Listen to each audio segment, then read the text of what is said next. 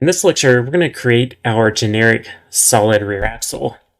And so I'm back here in my parts file that we did a few lectures ago.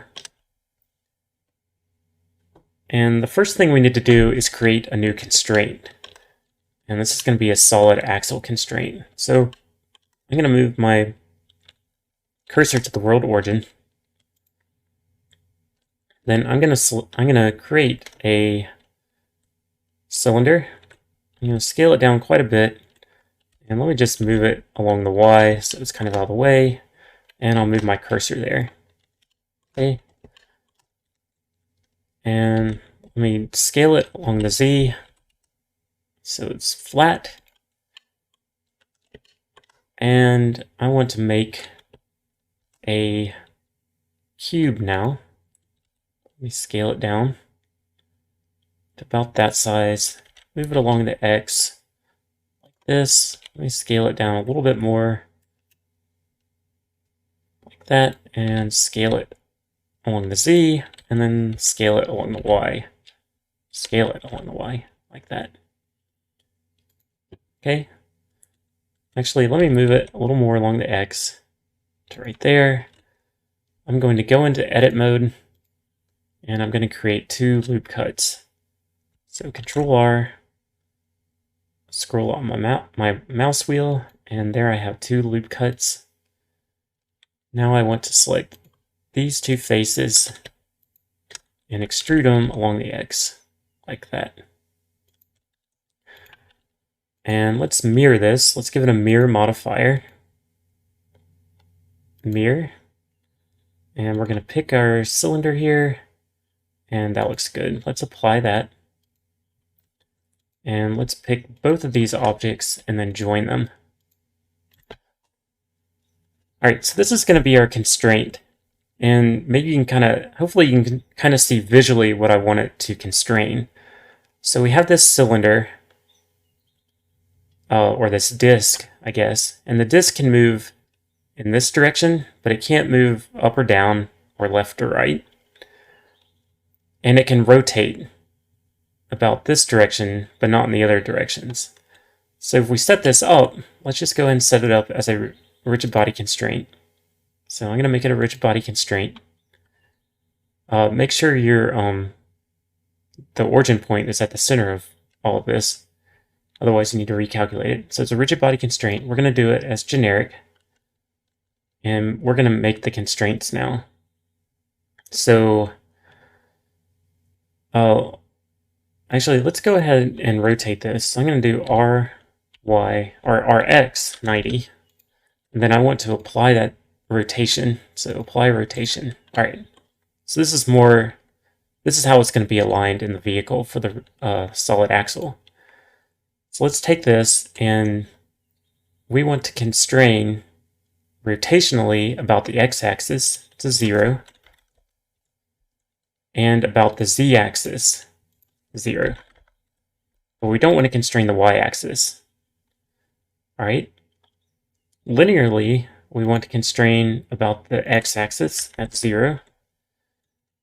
And we want to constrain about the y-axis 0. But not the z-axis. So it's going to be free to move up and down. All right, and that should do it. So let's move this back to where our parts are. I'm going to move it back a little bit past the steering motor or the linear motor, something like that. Okay.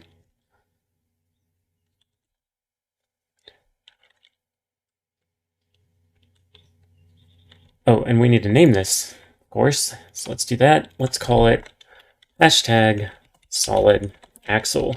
So it's going to be our solid axle constraint.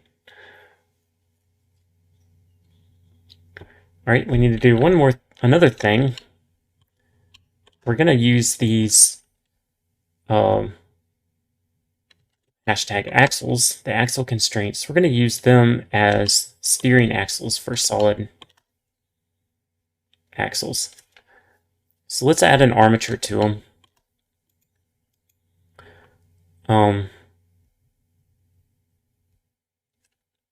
Since this is going to be generic, we're going to add steering to it. So I'm going to move my cursor there, cursor to selected, and then I'm going to take this armature, press Shift D, move it there. Let me actually make a copy of this. Okay. And I'll just move this up a little bit, like that. All right, I'm going to move this to the cursor, selection to cursor, and I'm going to kind of align it better. So I'm going to move it along the X, and move this end along the X, so it's right there. And then I'm going to parent this axle constraint, constraint to this main bone. So I have to go into pose mode and select the bone, press Control P, object keep transform, like that. All right, and I'm gonna just go ahead and rotate this. Well, I'll leave it like that. So now you should be able to. Well, it doesn't look like it's parented. Oh, okay. Let me do that again. So select the axle constraint, and then the armature. Go into pose mode, select that main bone, press Control P, and do the bone. Then if we go back to the object mode, when we move it, we can adjust the angle and the position of it. So that's what we want. All right. All right, so we want to create the solid axle, generic solid axle. So let's get all the parts we need. We're going to need non-independent steering, so select that. We're going to need a shock, so shift select this assembly. We're going to need a wheel, of course, so shift select this assembly. We're going to need that new constraint we made right here, and we need our axle with the armature also. So with all that selected, do Shift D, and then Y. Let's just move it down here. And I'm going to move everything a little bit closer so I can see everything. And then we can start placing things. So I'm going to move, first off, I'm going to move the wheel to where I want it. So, inside of the 1 meter mark there. Then we can move our steering rack, move it down to about right there. I'm going to move this constraint out a little bit to about right there, I guess. And we can move our steering axle right here, or axle with the armature. I'm going to rotate it, so I'm going to say RY90, like that. Actually, I want to do it the other way, so RY180, so it's pointing up. And I'm going to move it so it's about right there inside the wheel. I'm going to move our new constraint so it's right there. And we can move our shock to somewhere, well, we'll move it right here. All right, so let's move our shock up along the Z so it's above the upright. Let's make it quite a bit shorter, something like that. And let's move our steering axle down right there. We can scale it down a little bit too, something like that. We'll move our new constraint up to about right there. And then we just need a subframe.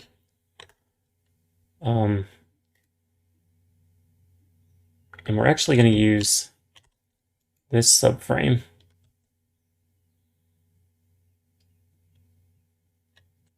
So actually what I'm going to do, we're going to have to be kind of careful with this because we want all these to still be hooked up. So what I'm going to do is I'm going to copy this whole thing, this whole double wishbone suspension. I'm going to say Shift D, and then Y. I'm going to move it down here. And then I'm going to delete all of this, except for the subframe. And then I'm going to move this subframe down so it's near our solid axle. Right? And let's go ahead and move that subframe up above everything, about right there. And that looks good. All right, we need to make a new rigid body.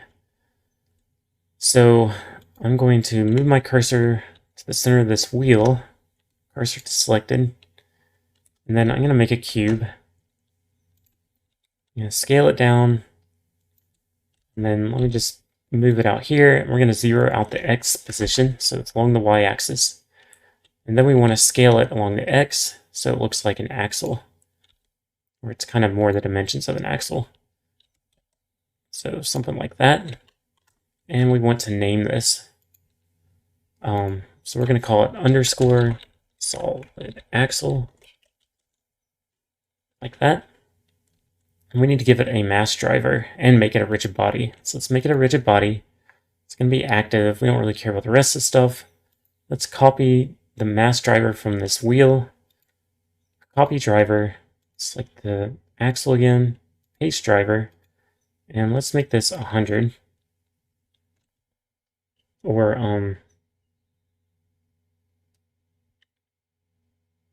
yeah, I think 100 is what I have it as. All right, and now we can make our connections here. So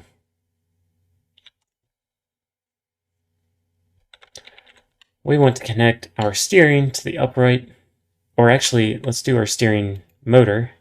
That's going to connect to our solid axle. Let's do our outboard, or our ball joint for the steering. We're going to connect it to the upright. We're going to take our steering axle, which is this axle here. We're going to connect it from the solid axle to the upright. And we need to connect our new constraint. We need to connect it from the subframe to the solid axle. And we need to connect our shock. So connect the shock to the subframe. And the lower shock ball joint, we're going to connect it to the solid axle. And I think that should work.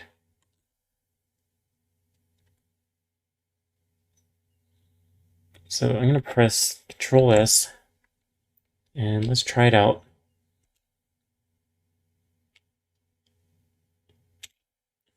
All right, there's not really a good way to test it because you need the other side for it to work. But you can kind of tell to see if anything's going wrong. And I think our preload motor is backwards, so I'm going to just flip that RY 180 and try it now. And it looks like it is generally working. So if there's any fixes I need to make, I'll make an addendum lecture.